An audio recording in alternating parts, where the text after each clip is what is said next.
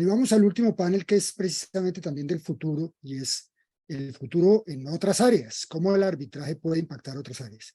Y le agradezco mucho, porque sé el esfuerzo que han hecho, la presencia aquí de las doctoras Eleonora Lozano, María Isabel Santos y el profesor Francisco Cintura, así como la doctora Lady Peralta en este panel sobre nuevas materias para el arbitraje. Doctora Lady, tiene usted la palabra.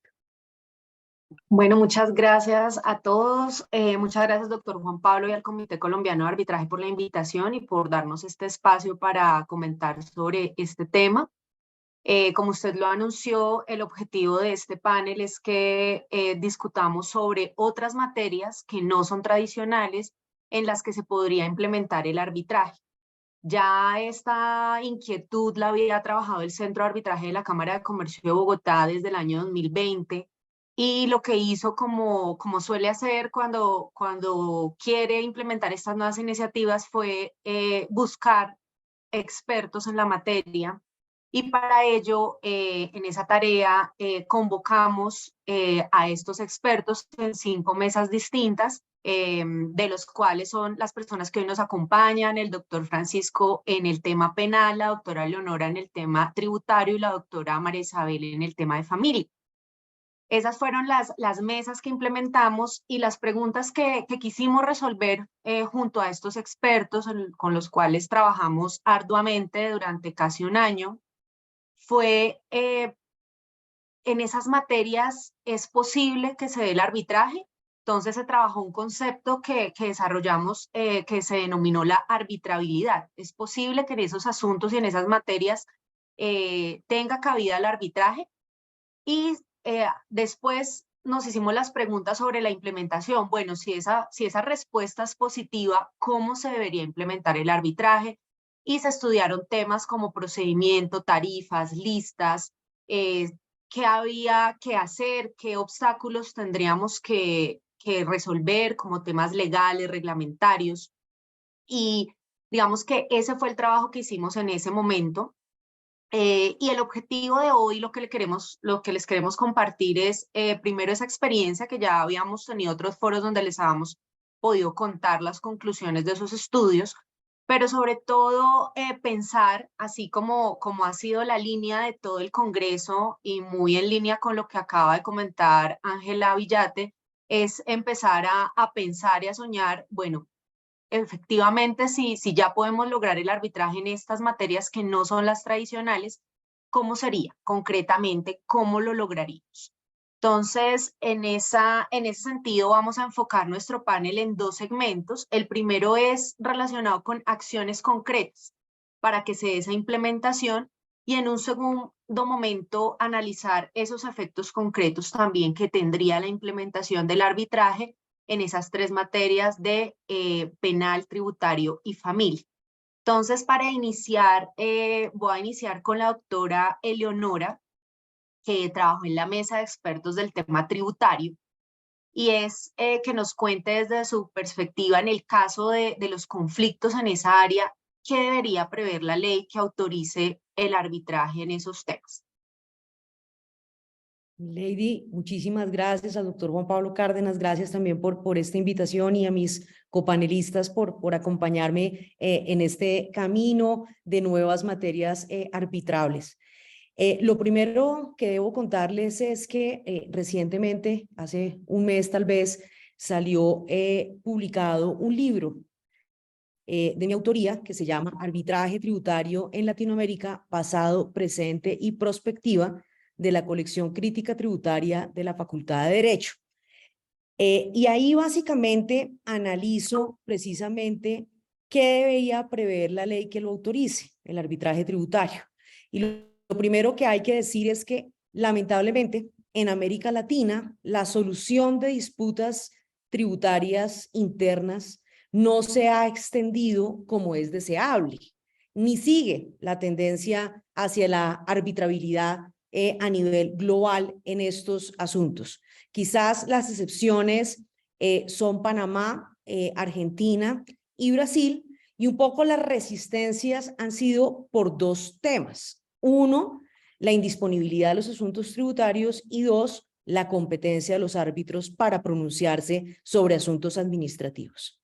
Por eso, en la mesa de trabajo convocada por el Centro de Arbitraje y Conciliación de la Cámara de Comercio de Bogotá, que se denominó Arbitrabilidad en materia tributaria, aduanera y cambiaria, junto con los profesores Lucy Cruz, Mauricio Plazas, Juan Camilo de Bedut, Camilo Ramírez, Óscar Buitrago, Natalia Quiñones y Fabio Londoño, propusimos una reforma legal para abordar estos obstáculos al arbitraje y poder resolver mediante arbitraje los asuntos tributarios, aduaneros y cambiarios. En ese orden de idea, lo que nosotros tratamos de hacer era analizar cómo solucionar esos obstáculos a través de ley y adicionalmente cómo hacer para que los árbitros estén habilitados para decidir también sobre la legalidad de los actos administrativos particulares que se expidan en la materia.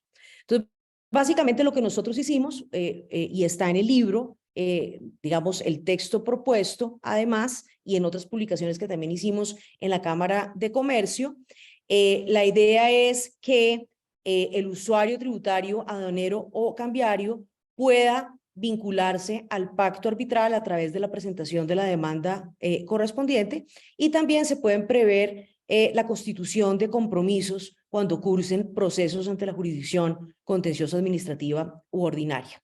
Asimismo, la autoridad tributaria podría ofrecerlo previa aprobación del Comité de Conciliación.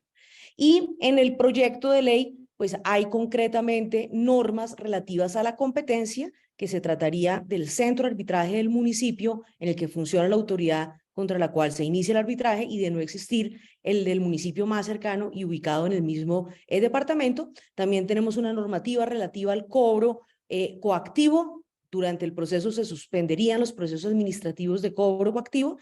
Nos referimos también a la integración a través del tribunal, a través de un proceso de sorteo público, se prevé también la posibilidad de designar árbitros ad hoc para casos de relevo y recusación. En cuanto a la lista de las tarifas, estarían sujetas a lo previsto en la ley 1563 de 2012, y en relación con el recurso de anulación, pues serían competentes los tribunales administrativos y el Consejo de Estado según cuantías. Finalmente, en cuanto al costo, lo asumiría el usuario tributario, aduanero o cambiario, y habría un reintegro a cargo de la parte vencida, y finalmente, pues el laudo sería en derecho y haría tránsito a cosa juzgada. Es decir, nosotros planteamos esa norma, ese proyecto de ley, y pues hemos estado buscando el espacio legislativo para lograrlo. Digamos que por las afugias coyunturales, como siempre pasa en las reformas tributarias, de tantos billones que queremos lograr, en fin, pero no hay una verdadera reflexión, tanto en lo sustancial como en lo procedimental, pues no hemos podido en una reforma tributaria incorporar este articulado. Esperemos a ver si quizás en la reforma territorial que el gobierno ha anunciado que va a presentar próximamente con el ministro Bonilla, o en una reforma a la justicia que se tramite en algún aspecto en particular, pues pueda ser incorporado este tipo de procedimiento, pues que es muy importante para la comunidad arbitral y para la comunidad tributaria en Colombia. Muchas gracias, doctora Leonora. No, pues muy claro, y la conclusión es que la tarea está hecha. Nos falta es, como usted lo indicaba, encontrar ese foro donde realmente esa idea se pueda consolidar. Y qué interesante del proyecto que se resuelven esos dos aspectos que siempre han causado como un poco de escollo, y es el tema de los costos y el tema de también la competencia. Pero pues vemos que, digamos que ya los expertos han dado una salida, y yo creo que es una salida, digamos que es lógica, es coherente, podría funcionar, y como en otros aspectos, pues tendremos que empezar la implementación para ver cómo podemos ir ajustando, pero pues digamos que en términos generales la posibilidad y la tarea ya estaría muy avanzada. Muchas gracias, doctora. Entonces pasaríamos ahora al tema de familia con la doctora María Isabel Santos.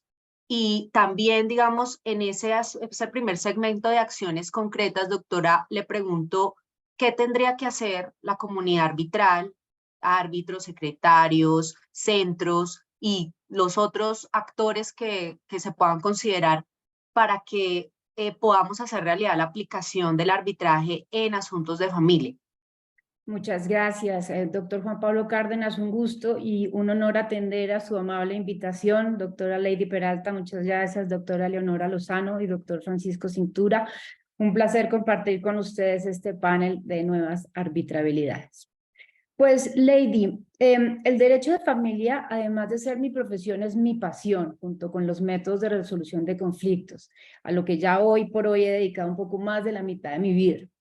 Por esa razón, esta ponencia lo que invita es a promover esa arbitrabilidad en materia de familia. Como decía la doctora Eleonora y también la doctora Peralta, hace unos pocos años, bajo la dirección del doctor Mauricio González, la Cámara de Comercio promovió estas mesas de expertos para analizar la viabilidad.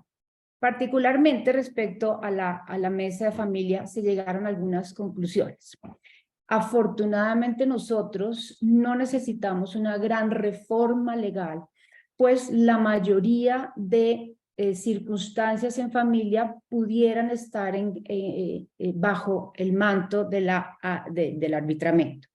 Algunos cambios sí pudieran ser interesantes como para que el arbitraje abarque un poco más de lo que pudiera abarcar hoy. El derecho de familia no solo contiene temas patrimoniales, sino también personales, ¿verdad? Y entonces hay que analizar diferentes circunstancias para determinar su arbitrabilidad y además las calidades de las personas que van a gestionar el conflicto en materia de familia. Cuando se trata de materias personales, se debe determinar y analizar si son de orden público o no, si son las que están bajo el imperio del Estado civil, digamos. Hoy, pese a algunas circunstancias de conciliación, digamos, respecto a la declaratoria de existencia de la unión marital, de hecho, que de algún modo, y pues ya está más que aprobado en contra de lo que yo pudiera pensar, es un cambio de estado civil, pudiéramos hablar que solamente respecto a la unión marital, de hecho, cabe la posibilidad de un arbitramiento, pero no respecto a el matrimonio, ni temas como la filiación, la cesación de efectos civiles del matrimonio católico, religioso, la patria potestad, las adopciones. Esos serían temas que definitivamente no estarían bajo la sombrilla del arbitramiento. Vendría la posibilidad de promover una reforma respecto al divorcio o la cesación de efectos civiles, y esa sería una gestión interesante en la comunidad arbitral, respecto a la posibilidad de extender ese ámbito notarial al ámbito del arbitramiento, ¿verdad? Esas facultades hoy, la norma se lo permite al notario, se puede adelantar el divorcio y la cesación de efectos civiles del matrimonio católico ante notario, pero es un ámbito que está reservado al juez y a los notarios. Sería interesante promover algún movimiento para que los árbitros pudieran ampliar ese ámbito y llegar a la posibilidad. Por otro lado, los temas que involucran violencia intrafamiliar también están reservados al campo judicial del Ministerio Público. Lo tenemos que sacar del plano arbitral. Si se trata de conflictos de orden patrimonial, entonces allí también tendríamos que hacer una diferenciación respecto a si se trata de temas sustanciales o de contenido liquidatorio. En relación con los asuntos patrimoniales que no involucran temas de orden público y que son sustanciales, como por ejemplo la rescisión de la partición en una sucesión, por ejemplo, o de una liquidación de sociedad conyugal o entre compañeros permanentes, pues pudiéramos pensar que es un tema arbitrario. Sobre los asuntos que involucren derechos patrimoniales que no implican temas de orden público, como la liquidación de la sociedad conyugal en sí, no los conflictos que se derivan alrededor de la liquidación, sino la misma liquidación, pues pensamos que es definitivamente un tema arbitrable. Por demás, porque pues, se trata de derechos disponibles, ¿verdad? Por el contrario, los asuntos que involucren derechos patrimoniales, que impliquen temas de orden público, que son liquidatorios, como por ejemplo el de las sucesiones, entendemos que la ley pues solamente los deja hacia el juez y hacia los notarios. También pudiera caber aquí algún tipo de reforma, ¿verdad? Para que el árbitro cumpla esa serie de funciones que hoy están reservadas al juez y al notario, como por ejemplo hacer las notificación de herederos indeterminados y bien, todos esos trámites que hoy se les reserva al notario y al juez. El Estatuto de Conciliación y el Código General del Proceso determina expresamente cuáles son, en materia de familia, los asuntos susceptibles de conciliación, ya por ser temas disponibles o por ser expresamente, es decir, por mandato legal, ¿cierto? Entonces, en su momento la mesa de expertos concluyó que esos temas que son conciliables por ley, digámoslo así, o porque son disponibles, podrían ser arbitrables. Entonces, pues ese es un paraguas que se abre nuevo, ¿cierto? Y muy interesantes. ¿Cuáles deberían ser las calidades de los árbitros que atiendan los procesos arbitrales de familia? O sea, acá deberá haber, además de una sensibilidad especial frente a los miembros de la familia, porque como decía, se manejan temas no solamente patrimoniales, sino también pues afectivos y bueno. También debe haber un conocimiento especializado que le permita elaborar un laudo en derecho debidamente estructurado, ¿cierto? Hay temas tan complejos como la liquidación de la sociedad conyugal o patrimonial. El árbitro debe conocer precisamente esa filigrana del haber social, el haber relativo, el haber absoluto, las recompensas, las subrogaciones, en fin. Y en temas como no sé, conflictos sobre las particiones de sucesiones, pues también deberá saber las normas referentes a las disposiciones testamentarias, las restituciones, en fin, etcétera. Bien, creo que esa es como mi presentación. ¿Cómo lograr que los conflictos escalen, los conflictos familiares escalen en el ámbito del arbitramiento? Pues tristemente está como arraigada la idea de que la posibilidad de acudir al laudo arbitral se reserva a los grandes patrimonios, ¿verdad? Y a las grandes empresas.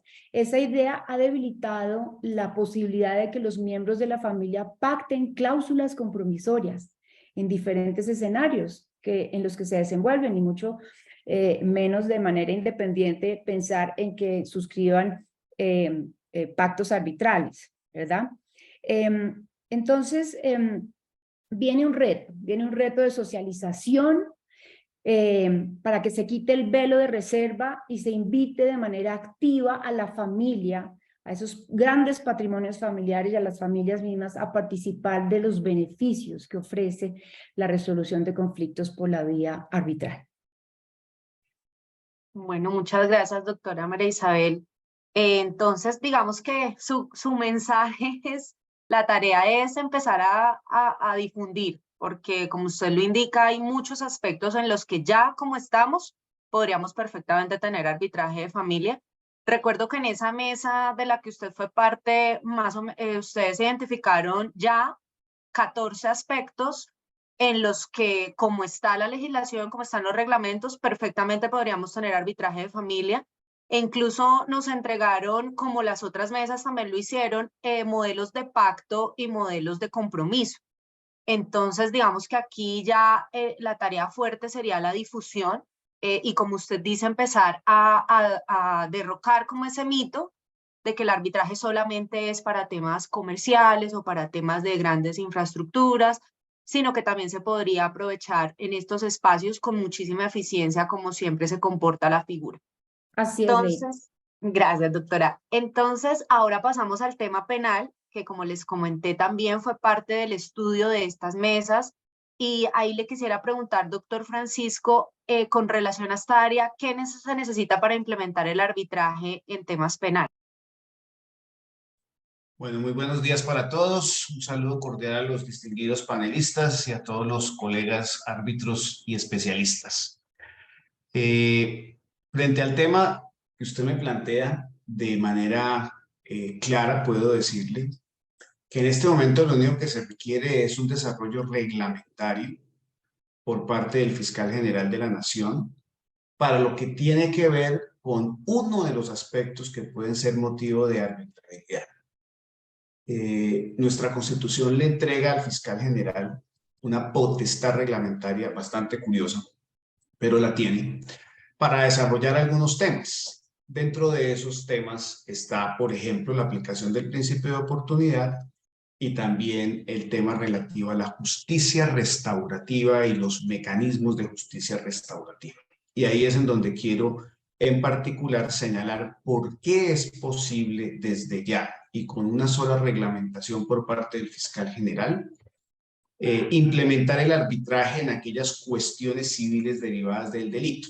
Eso ya es posible, debió haberse hecho hace mucho tiempo.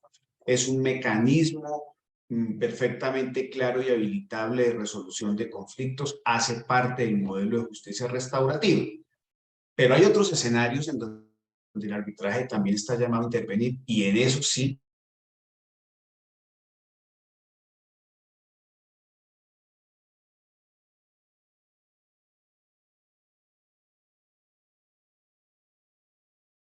comparto aquí pantalla rápidamente y les comento.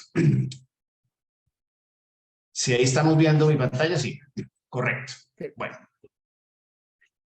El acto legislativo 3 del 2002 señaló que la ley fijará los términos en que podrán intervenir las víctimas en el proceso penal y los mecanismos de justicia restaurativa. Recuerden ustedes que este es el siglo de las víctimas. Se ha dado un giro absolutamente copernicano en la concepción del proceso penal para hacer de las víctimas el eje del derecho penal en este siglo. Bien o mal, algunos creen que eso es un desacierto en la medida que el proceso penal se ha descuadernado al permitir la intervención no solamente del Ministerio Público, sino además de las víctimas, rompiendo el equilibrio necesario en el ámbito de un proceso que es eminentemente adversarial, fiscalía versus defensa. Aquí la Constitución y la Corte Constitucional han permitido unos intervinientes especiales que son el Ministerio Público y las víctimas.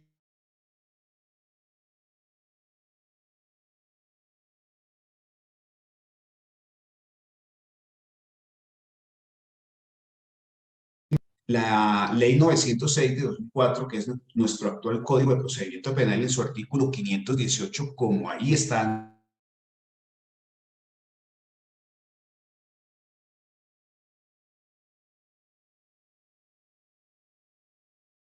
parte de los programas de justicia restaurativa y el acusado y el imputado o incluso el sentenciado participan conjuntamente en un mecanismo de resolución del conflicto, pero ¿de cuál conflicto? De las consecuencias civiles derivadas del hecho delictivo. Recuerden que cuando ocurre un hecho delictivo surgen simultáneamente dos acciones, la penal para perseguir el delito y la acusación ante los jueces y tribunales competentes, y la civil para la reparación del daño causado, entendiendo por reparación un concepto más allá de simplemente patrimonial, no simplemente patrimonial. Pero ahí está el eje fundamental. Allí ya la ley dijo que serviría como mecanismo de justicia restaurativa todo proceso, incluido allí entendemos el proceso arbitral. ¿Para qué? Para decidir las controversias civiles derivadas de la comisión del delito. Entonces la propuesta se desarrolla naturalmente en el ámbito de la justicia restaurativa que claramente nuestra Constitución y nuestra ley prohijan y promueven. Precisamente la sentencia de constitucionalidad 979 del 2005, al indicar que el centro de gravedad del derecho penal ya no estaba constituido solamente por el acto delictivo y el infractor, sino que además involucraba a la víctima y al daño inferido, reconoció que era importante que en los mecanismos de solución de los conflictos dignificar a la víctima, reconocer su sufrimiento, repararle el daño inferido y restaurar esa dignidad comprometida eran un propósito también del proceso penal. Por eso es que la justicia restaurativa constituye un modelo alternativo para enfrentar obviamente la criminalidad y reconstruir las relaciones entre víctimas y victimarios en un escenario en el que vamos menos por el castigo y el retribucionismo y más por la reconstrucción del tejido social. Ese es el sentido de esta nueva visión constitucional del proceso penal. Ahí es donde las modalidades de justicia restaurativa entonces no se limitan a las 3 que están actualmente previstas hoy en la ley procesal penal. ¿Hoy qué tenemos? Hoy tenemos conciliación preprocesal, tenemos conciliación dentro del proceso y el mecanismo de mediación. Pero recuerden que el artículo 500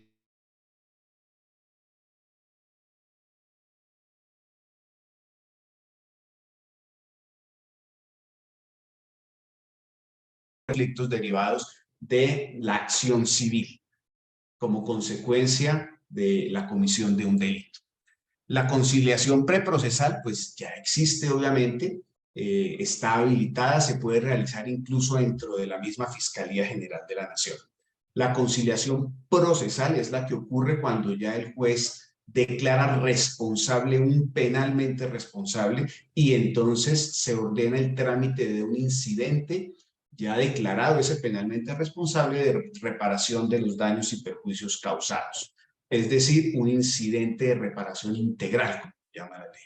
Y el último mecanismo, que es el de la mediación, que se realiza con el concurso de un facilitador o un mediador que permita obviamente un acuerdo que resulta para las partes vinculante y que una vez se obtiene permite que se pueda aplicar el principio de oportunidad, que supone que el Estado no va a perseguir penalmente a esa persona. Entonces miren cómo a través del mecanismo de mediación, una vez se obtiene un resultado de esa mediación, incluso la ley permite que no se persiga penalmente a la persona, sino que se aplique un criterio de oportunidad, un principio de oportunidad para eliminar la consecuencia penal y que incluso esa persona quede sin ningún tipo de antecedente. Allí lo que se realiza es una suspensión del proceso a prueba, en que consiste en que una vez la persona cumpla las obligaciones a las cuales se comprometió, pues se aplica ese principio de oportunidad y quedaría, entre comillas, exenta de esa responsabilidad penal. Y en el caso de la conciliación, ¿cómo se resuelve el tema penal? Pues los delitos conciliables son desistibles y como son desistibles, pues por esa misma vía se articula la eliminación de la cuestión penal, pero además también de la cuestión civil. Entonces está claro que esos son mecanismos actuales de justicia restaurativa. Ahora, la ley de arbitraje permite llevar a arbitraje cualquier controversia o aquella de libre disposición por las partes. Y aquí retomo las palabras de la doctora María Isabel, porque justamente en materia penal es posible entonces llegar a mecanismos de conciliación de aquellos asuntos que sean de libre disposición por las partes. Ese es un tema fundamental para entender que el arbitraje puede ir más allá de las consecuencias civiles del delito. Ya sabemos que es permitido el arbitraje, sería permisible para todos aquellos aspectos que constituyan el tema de la reparación de los perjuicios causados con el delito o las consecuencias civiles derivadas del delito. Pero no es el único mecanismo a través del cual se puede acudir por la vía de la justicia restaurativa. Hay otros mecanismos también que pueden ser decididos por los árbitros, no solamente el tema patrimonial, sino la obligación de realizar o participar en programas especiales, por ejemplo, en los temas de adicción, la prestación de servicios sociales, la prohibición de conducir vehículos, el reconocimiento y la solicitud de perdón, la vigilancia especial por instituciones o por personas. Todos esos son mecanismos que también hacen parte de la justicia restaurativa, no solamente lo patrimonial. Entonces, ¿a qué, además de las consecuencias civiles derivadas del delito, podría extenderse el tema del arbitraje? Porque son derechos disponibles. A los delitos patrimoniales, porque yo puedo disponer si realizo allí la querella o no la querella frente a los delitos que son naturalmente querellables. Yo, como víctima del delito, puedo decidir si formulo la querella. Esa es una actividad disponible por la persona. Luego, respecto de esa posibilidad de los delitos querellables, perfectamente podría caber, en tanto son desistibles, mecanismos de arbitraje. Igual ocurre sobre los delitos en materia de derechos de autor, sobre los delitos de injuria y de calumnia, de lesiones personales sin secuelas, de suplantación de marcas de ganado, de algunas modalidades de uso fraudulento de marcas y patentes. Lo que ocurre es que aquí tenemos una mentalidad limitada en el sentido de pensar que solo los jueces pueden decidir la materia del delito. Y eso es un principio que se está reevaluando fuertemente. ¿Por qué? Porque obviamente el arbitraje como instrumento de justicia restaurativa también podría extenderse a aquellos aspectos en los cuales existe disponibilidad por parte de la persona del ejercicio de la acción penal, como lo habíamos señalado. Nosotros pensamos que la acción penal es pública y por lo tanto es indisponible. Ese fue el criterio general. Hoy ese criterio empieza a sufrir una crisis. Es como la teoría de la crisis del servicio público que lleva yo no sé cuántos años en crisis. Aquí está ocurriendo lo mismo.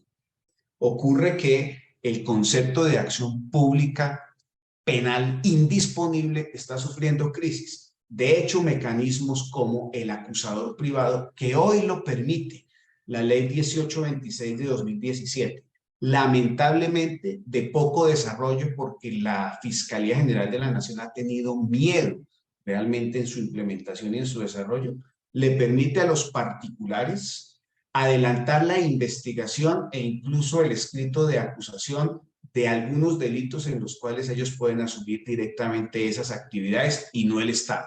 Y cuando tengan las pruebas se las entregan al fiscal para que el fiscal sea el que sustente la acusación. Es decir, es una privatización de la investigación penal y una reconversión a una acción pública cuando llegamos al juicio. Y eso lo permite ya la ley 1826 de 2017, ley del acusador privado, reitero, de lamentable escaso desarrollo. Pero allí también entonces advertimos cómo es perfectamente posible que la acción penal se vuelva disponible frente a algunos delitos como los delitos querellables que están en el artículo 74 y son más de 40, en donde la persona puede disponer de la acción penal y quién nos dice que eso no puede ser materia de un arbitraje, por supuesto, a través de un desarrollo legislativo en este punto. O con los delitos de multa que existen todavía en el Código Penal, en donde es una discusión sobre el monto de la multa. ¿Por qué eso no se podría someter también a un arbitraje con un desarrollo procesal apropiado? Incluso en un tercer estadio de esta discusión, algunos han planteado la integración de un panel arbitral híbrido en donde exista juez de derecho, pero además especialistas para el tratamiento de cierto tipo de delitos técnicos como son los delitos financieros, ambientales o los que derivan del cibercrimen, en donde el juez no tiene y no puede alcanzar un conocimiento técnico de ciertas operaciones o en el mercado financiero o en el mercado bursátil o en la naturaleza ambiental o del cibercrimen y la ciberseguridad y demanda el auxilio de expertos que hagan parte de un panel y junto con él puedan tomar una decisión, asumiendo que esas personas, como los conjueces, ejercen funciones públicas de manera transitoria. Allá probablemente va a llegar la discusión. Pero entonces, en conclusión, hoy por hoy, podemos pedir a la Fiscalía General de la Nación que expida una reglamentación para efectos del arbitraje, derivado o aplicable a los aspectos civiles como consecuencia del delito y nada más. Segundo, podemos pensar en una reforma legislativa que permita la extensión del arbitraje a ciertos delitos tales como los querellables, los delitos que involucran temas de derechos de autor, marcas de ganado, marcas y patentes, etc. Y un escenario final futuro sobre integración de paneles híbridos entre jueces de derecho y especialistas arbitrales para materias como las que acabamos de señalar. Esa es básicamente lo que podemos comentar del estado actual de estas discusiones.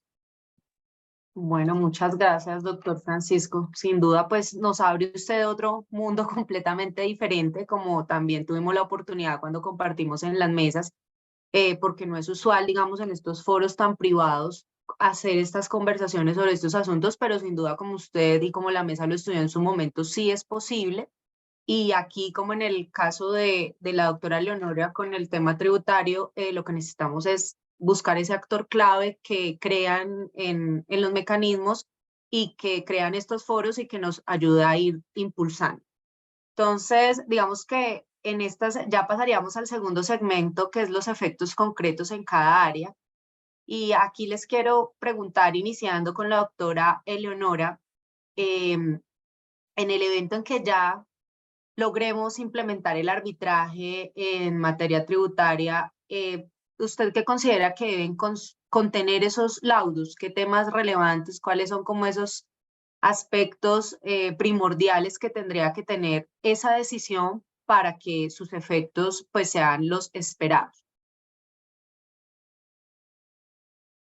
Bueno, pues muchas gracias por esa pregunta. Yo pues he sido, digamos, en mi vida académica una estudiosa de la justicia tributaria y de la jurisprudencia de la sección cuarta del Consejo de Estado.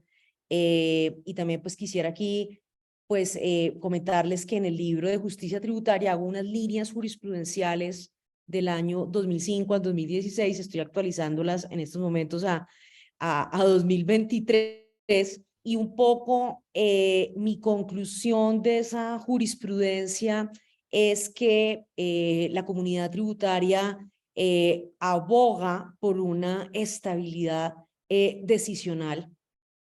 Hay serios problemas de inaplicación del precedente judicial. Yo creo que en los últimos años, digamos que ha mejorado esa situación, pero un poco mis propuestas en mis diferentes investigaciones es cómo hacer para establecer un precedente sólido, continuo, que brinde seguridad jurídica, que brinde estabilidad a los actores en lo tributario. Y yo creo que a través del arbitraje tributario es una forma hacia futuro de lograrlo. Y muchas de mis recomendaciones han sido hacia el establecimiento de un precedente multidimensional, es decir, a medida que se profieran laudos, siempre y cuando el derecho sea el mismo y los hechos similares, uno podría tener una estabilidad decisional hacia futuro. Obviamente aquí hay unas dificultades y es que pues la normativa tributaria es cambiante constantemente y eso hace que el derecho cambie y por ende pues hay que dotar de la necesaria flexibilidad a las decisiones para poder seguir pues esos cambios normativos. Pero digamos que hay unos temas que yo determino en mi libro, donde digo, ya ahí podríamos tener unos precedentes y esos precedentes deberían ser aplicables no solamente por los jueces, sino también por el Ejecutivo y el Legislativo. En el libro digo, hay varias debilidades en nuestro sistema tributario que llevan a alta conflictividad y que deberíamos arreglarlo es desde la norma para de esa manera disminuir la congestión judicial. Entonces yo creo que teniendo el arbitraje, teniendo unos laudos sólidos, podemos llegar a unos precedentes, a una estabilidad decisional, a unas reglas jurídicas técnicas y que nos permita definir de manera estable unas tendencias decisorias que eviten esas extralimitaciones del Estado al definir requisitos que no están necesariamente en la ley y que llevan a la conflictividad o que nos permitan superar esas debilidades de la administración tributaria al fiscalizar. Y creo yo que así como lo he dicho en los ámbitos de la jurisdicción contenciosa administrativa, que tenemos que tener nuestras líneas jurisprudenciales, pues no, una vez aplicado el arbitraje tributario, se irían definiendo esas líneas jurisprudenciales que nos generarían seguridad jurídica, que le daría legitimidad al actuar de los jueces, que darían justicia, que darían continuidad al derecho tributario y que además pues contribuiríamos a solucionar una congestión muy alta en materia contencioso tributario, ¿no? Ahí en esos estudios muestro cómo, pues, no solamente tenemos muchos conflictos por el cambio normativo, por los temas de interpretación, en fin, sino adicionalmente tenemos una sección cuarta congestionada con asuntos constitucionales, aunque ha habido, digamos, unos avances para aligerar eso, pero sin embargo, todavía tenemos congestión. Yo tengo unas estadísticas que un proceso tributario puede demorar 13 años y pues ¿dónde queda la tutela judicial efectiva? Hay unos que salen más rápido que otros, pero digamos hay unos muy lentos y pues eso hace que, yo creo que el arbitraje es una solución que nos da eficiencia, que nos da celeridad, que nos minimiza costos en decisiones judiciales erróneas, además si no se siguen los precedentes, y en la operación misma del sistema procesal y garantizar la tutela judicial efectiva de los derechos de los contribuyentes. Entonces, digamos que en síntesis son temáticas hipertécnicas, digamos que en la jurisdicción se ha hecho un esfuerzo gigante, hay algunas sentencias de unificación, en el libro yo proponía más sentencias de unificación, en los últimos años se han proferido algunas sentencias de unificación jurisprudencial, pero creo que habría que avanzar en unas temáticas, en hacer decisiones mucho más estables. Yo creo que el arbitraje lo permitiría, creo que el arbitraje permitiría también tecnicismo y tutela judicial efectiva, como lo dije, de los derechos de los contribuyentes. Bueno, muchas gracias, doctora Leonora, y su intervención muy en línea con lo que hemos escuchado constantemente en el Congreso, que hoy ya finalizamos con este panel, y es la importancia de que el arbitraje también tenga un sistema de precedentes. Eso lo comentaron en varios foros, y también que ese sistema de precedentes del arbitraje se comunique con la justicia ordinaria, es decir, que haya una comunicación más abierta entre esos precedentes, y eso lo vimos en varios paneles, particularmente en uno que nos decían que finalmente todos hacemos parte del sistema judicial y hacemos parte de lo que Dworkin en su momento denominó la novela en cadena, y nuestro objetivo siempre es hacer ese capítulo lo mejor que podamos, pero teniendo en cuenta la secuencia que se lleva. Entonces, pues su comentario muy en línea, también un llamado a lo que va a pasar en todos estos foros, tanto en familia penal y tributario, es que pues el llamado es que los árbitros tienen que ser esos conocimientos muy específicos, y que pues esa es una de las virtudes del arbitraje, ¿no? Que aquí la gente consigue el experto en ese tema en específico. Entonces, pues sin duda será un reto para los centros y para los árbitros que asuman estas causas de tener ese conocimiento. Y pues ya que usted nos anticipa que uno de los inconvenientes es que no se siguen esos precedentes y esas decisiones, por todo lo que nos comentó, pues ese sería el primer llamado para esos centros y esos árbitros que inicien con esta tarea. En esa misma línea, doctora María Isabel, usted ya en su intervención nos dio pistas de qué debería tener ese laudo en familia y qué debería tener de esos conocimientos específicos ese árbitro, pero si usted nos pudiera ahorita aquí concretar, cuando ya tengamos ese primer laudo en familia, ¿qué debería contener clave para que sea efectivo? Bueno, Lady, pues por supuesto, además de todos los rigores de los laudos, En este campo cabría la pregunta de si, por ejemplo, están involucrados derechos de niños, niñas y adolescentes, las funciones que tiene el árbitro como judiciales, dentro de esas funciones deba o no citar, por ejemplo, al defensor de familia, a que se haga presente en el proceso.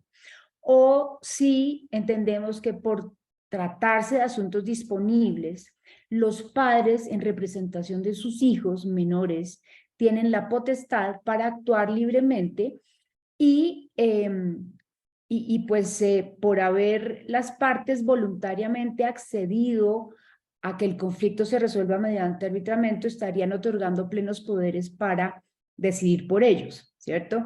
Entonces, en ese caso, si vemos que los padres actúan en representación de los menores, pues pareciera como que no es necesario acudir a la presencia del defensor de familia.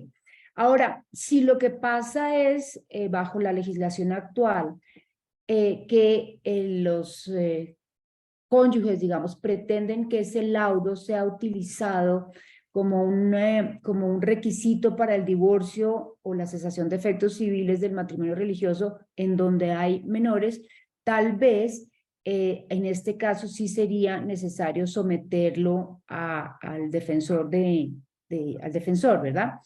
Pero en términos generales y por demás el laudo pues deberá ser juicioso, acatando todos los principios contemplados por el estatuto arbitral y pues por el código, por el estatuto, digamos que también de conciliación y por el Código General del Proceso, ¿verdad? De resto yo no agregaría como un requisito especial que deba contener el laudo. Perfecto, doctor. Entonces aquí volvemos al mismo asunto y es que pues definitivamente los árbitros tendrán que ser muy expertos en derecho de familia para que contemplen, digamos, todos esos aspectos relevantes, pero en términos generales ya estaríamos listos para poder tener ese primer laudo en esa materia.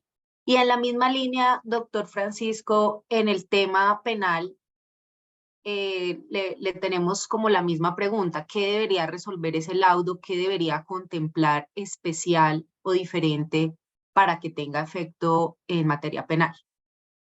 Yo diría que hay tres elementos sustanciales. El primero sería el mecanismo de reparación.